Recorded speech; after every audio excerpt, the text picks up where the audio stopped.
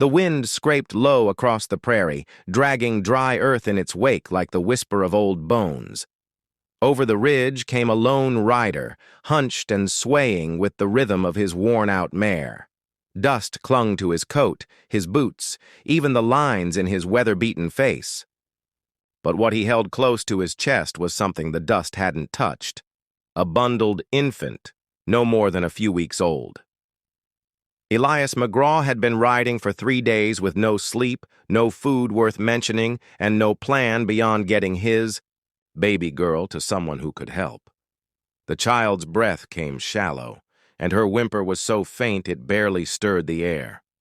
Her skin was pale, her lips cracked from thirst. The town he stumbled into, Silver Holler, wasn't much. Half the buildings were boarded up, and the other half looked like they wished they were. An old church leaned sideways at the end of Main Street, and the saloon's sign hung by a single chain, creaking in the wind. Only one place showed any sign of life: Danner's General Store. Elias slid down from his saddle, nearly collapsing as his boots hit the ground. He steadied himself, clutching the infant to his chest. With the last of his strength, he pushed open the wooden door. Inside, the store smelled of old leather and dried corn. Behind the counter stood a woman with sharp eyes and a straighter back than most men in town. Her name was Clara Danner, and she didn't flinch when Elias staggered forward. He set the baby on the counter with trembling hands. "I need milk," he said, voice rough as sand. "She's all I got left." Clara didn't ask questions right away. She looked at the baby, then at Elias, then turned toward a back shelf where an old tin of goat's milk powder sat. As she boiled water over a stovetop burner, her eyes kept returning to the stranger and the child. When she handed him the bottle, he took it like a man given water in the desert. The baby latched, weak but willing. Elias exhaled, something between a sob and a prayer. Clara finally broke the silence. "You been running long?" He nodded. "Since 2 nights ago. They came through my land, burned the barn, shot my wife. I ran with the baby and nothing else." "Who was it?" "Mercer's gang. They had red sashes and iron brands on their horses." Clara's jaw tightened. She said nothing for a long while. When she finally spoke, her voice was flat and cold. "They came through here last winter. Took my sister. No law ever followed." Elias leaned against the counter, breathing deep. He didn't cry. There was nothing left in him to cry with. "I ain't asking for charity," he said. "Just needed to keep her alive long enough to ride south." "You think south's any safer?" Clara asked. "I ain't riding for safety," he replied. "I'm riding to finish something." She didn't answer. Instead, she fetched a cloth and wiped down the counter. But her eyes lingered on the baby, on the life clinging by a thread in that small bundle of warmth. "Name?" she asked. "Lila," he said. "She's named after her mother." Clara looked out the window. Wind blew dust across the empty street. Her fingers tapped lightly against the counter. Then she turned back to him and said, "You'll need a better horse if you're going after Mercer." "I will. And someone who knows the land." Elias looked at her then, not just looked but saw her, steel beneath sorrow, grit wrapped in quiet fire. "I'm not asking for help," he said. "I know," Clara answered, "but maybe I'm offering." Outside, the wind picked up again, but inside that little store something had shifted. Quiet as it was, a reckoning had begun. Elias slept on a cot behind the general store that night. The baby curled against his chest while the wind whistled under the door. Clara brought them a blanket and a small oil lamp, but she didn't say much. She didn't need to. The silence between them was thick with understanding. Both had lost too much, too soon. By morning, Elias was saddling a bay mare Clara had lent him. It wasn't much to look at, but it had strong legs and a loyal streak. Clara filled a canteen, packed jerky and powdered milk into a small sack, and placed it gently near the saddle horn. "She'll need feeding every 4 hours," she said, handing over a clean cloth for the baby. Elias adjusted Lila in the sling across his chest. She was sleeping now, her breathing more even. That gave him a flicker of hope, but only a flicker. "I'll be back," he muttered, eyes on the horizon. Clara crossed her arms. "You go in alone, they'll shoot you down before you reach their gate." "I ain't expecting to walk in." "You're not thinking at all," she snapped. "Mercer's got a compound north of Dead Mule Creek. Fenced in, posted men. He moves around during the week. If you ride blind, you'll miss him." Elias's jaw clenched. "Then what do you suggest?" "I ride with you," she said flatly. "I know the land. I know how they move. And you're too angry to be smart right now." He didn't answer at first. The idea of bringing a woman into the fire felt wrong. But Clara wasn't just any woman. There was a pistol strapped to her thigh and something colder than steel in her eyes. "Fine," he said, "but we leave before noon."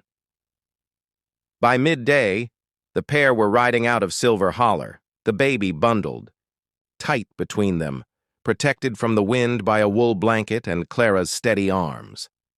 They didn't talk much, but their silence was the kind that said everything: grit, grief, and something forming between the cracks. They rode until the sun dipped low, throwing the land into long golden shadows. By then, they'd reached a sandstone bluff overlooking the low valley where Mercer's riders were known to pass.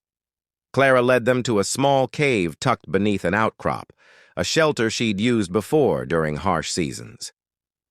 Inside, they built a fire small enough to stay hidden, warm enough to heat a bottle.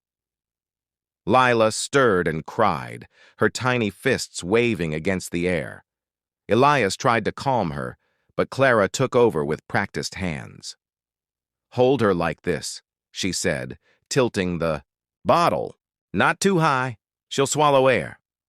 Elias watched, a knot forming in his throat. He'd held a rifle since he was 15, survived range wars, and watched friends die in the mud. But watching Clara cradle his child like she belonged in her arms, that undid him more than anything. "You got kids?" he asked quietly. Clara didn't look up. "Had a niece. Raised her after my sister passed. She died last spring. Fever." "I'm sorry." Clara nodded, her expression unreadable. "You don't have to be. Life out here don't promise much." The fire snapped between them. Outside, an owl called into the cold night. "Why do this?" Elias finally asked. "Why risk your neck for me and mine?" She hesitated, then said, "Because they keep taking. Folks like Mercer, men who think they own everything they see, and I'm tired of losing to men like that." The wind howled outside the cave, but inside, a decision was forged in silence. Clara reached for her saddlebag and drew out a worn map. "We'll head east at first light. There's an old arroyo we can follow. Keep us hidden from scouts." Elias stared at the fire, then at Lila asleep in Clara's arms. For the first time in days, he allowed himself a breath that didn't hurt. "All right," he said. "Let's finish this."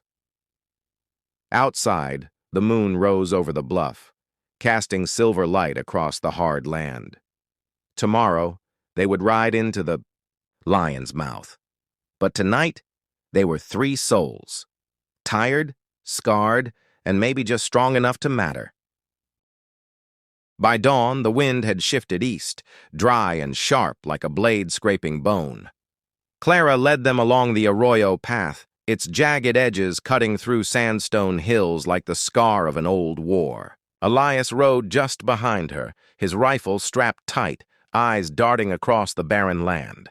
Lila stirred in the sling, but didn't cry. Clara had wrapped her in layers against the cold and tucked a sprig of sage under the blanket to ease her breathing. Every few miles, Elias reached down to feel her heartbeat, steady but small, like a match flickering in the dark. They reached a ledge by midday, overlooking a sparse clearing below. Nestled against the rocks was Mercer's compound, timber walls, corrals, and 6 lean-tos forming a circle. A cook fire burned near the center. Men moved slowly, lazy in the sun, rifles slung low, unaware they were being watched. "There," Clara whispered, pointing with her chin. "That's Mercer's tent, the one with the red flap." Elias took it in, memorizing details. "How many guards?" 4 at the gate, 2 on the hill, maybe more inside. He scanned the area. No easy way in, no promises coming out. Just what he expected. Clara pulled a strip of cloth from her saddlebag, a red sash, worn and faded. "Took this off one of his men last winter. They wear them for identification. If we ride in at dusk wearing this, they might hesitate before pulling the trigger." Elias raised an eyebrow. "You planning to bluff our way through?" "I'm planning to get close enough to make it count," she replied. They waited until the light began to fall, shadows stretching long across the valley. Clara braided her hair back, slipped the sash over her shoulder, and passed one to Elias. He tucked it under his coat, close enough to flash, hidden enough to discard. Lila was left behind in a hollowed-out nook in the rocks, wrapped in wool and surrounded by warm stones. It broke Elias to step away, even knowing Clara's logic held. She'd be safer up here, hidden from the chaos below. "I'll come back for you," he whispered, brushing her cheek. "No matter what." They rode slow into the compound, just as the sun kissed the ridge. The guards at the gate didn't raise their rifles at first. The red sashes bought a moment. Just one. Enough. Clara dismounted first, speaking low and even. "Message for Mercer," she said. One of the guards squinted. "Who sent you?" His past. The man smirked, but something in Clara's tone made him pause. He turned to signal the tent. Inside, Mercer sat on a stool, sharpening a blade with slow, practiced strokes. He was a big man, thick across the shoulders, with a beard like iron shavings and eyes that never blinked unless they meant to. "Well," he drawled, not looking up, "ain't this a surprise?" Clara didn't speak. Neither did Elias. They stood still, close together, eyes scanning the room, 2 guards at the flap, one behind Mercer, all armed. Mercer finally looked up, and his gaze landed on Elias. "I remember you. You're the farmer whose land I took." Elias stepped forward. "You took more than land." "That right." Mercer chuckled, cold and hollow. "Well, out here, only what you hold stays yours." "I'm here to take something back." Clara's hand twitched near her coat. Elias stepped slightly sideways, signaling her. "Not yet." "Thing is," Mercer said, rising slowly, "you come in wearing my colors, walking into my house. You thinking that's brave or just plain foolish?" "Neither," Elias said. "I'm thinking it's your last mistake." And with that, the stillness broke. Elias moved first, one step, then another, placing himself between Mercer and Clara. Clara reached into her coat, but not for her gun. She pulled out a folded wanted poster. Mercer's name, his face. "You've been marked," she said. "Territory judge's seal. Dead or alive." Mercer's laugh died in his throat. The guards shifted, unsure. A bounty changed the rules, especially one with a judge's backing. Suddenly, loyalty turned to doubt. "You should have killed me when you had the chance," Elias said, his voice like gravel and fire. Mercer's hand twitched toward his belt, and They rode in slow, dust trailing behind their horses like ghosts refusing to rest. The red sashes marked them as Mercer's men. For a moment, that was enough. The guards at the gate raised their brows, lowered their rifles just slightly, and waved them through. Elias could feel his pulse thudding against his ribs. Clara rode ahead of him, head high, shoulders steady. The two of them passed the cook fire. Without a word, the smoke stinging their eyes. Laughter came from a tent nearby, low and careless. That laughter would be gone soon. Mercer stood near the main corral, inspecting a stolen Mustang with his back turned. He didn't look like a monster, just a man grown too sure the world belonged to him. Two men flanked him, armed but distracted. Clara stopped her horse 10 paces away. "Looking for something, friend?" Mercer said without turning. Clara dismounted. Her voice rang clear. "Looking to finish what you started." He turned then. Recognition flared in his eyes, quickly, buried by a cruel grin. "Well now, if it isn't the Danner girl." Elias dismounted too, rifle down but ready. "And the man whose wife you shot," he added. Mercer's smile thinned. "This some kind of reunion tour?" "You killed innocent folk," Clara said. "Burned homes, took lives." "I took what I could," Mercer replied, his tone like gravel. "Ain't no law says I can't." Clara's hand rested near her revolver. "No law here, just justice." In that breathless moment, the camp seemed to freeze. Then Mercer's man reached for his rifle. Elias moved faster.